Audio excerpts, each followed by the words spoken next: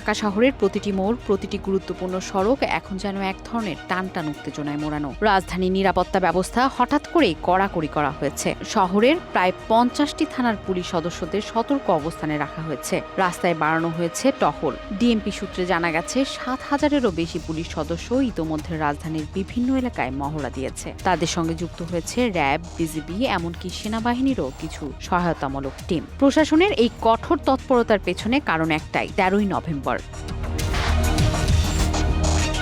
13ই November ঘিরে রাজধানী সহ সারা দেশে এক ধরনের অস্থিরতা ও গুঞ্জন ছড়িয়ে পড়েছে। সামাজিক যোগাযোগ মাধ্যমে প্রচার হচ্ছে ঢাকা লকডাউন কর্মসূচির ডাক, যা দিয়েছে কার্যক্রম নিষিদ্ধ দল আওয়ামী লীগ। তাদের অনলাইন প্ল্যাটফর্মে ছড়ানো বার্তায় বলা হয়েছে, লাখ লাখ মানুষ নিয়ে ঢাকায় প্রবেশ করবে দলীয় কর্মীরা, তৈরি করবে মানব বন্যা, যার উদ্দেশ্য সরকার ও প্রশাসনের বিরুদ্ধে শক্তি প্রদর্শন। এই গুঞ্জনেই এখন তোলপাড় রাজনীতি, প্রশাসন, এমনকি সাধারণ মানুষও।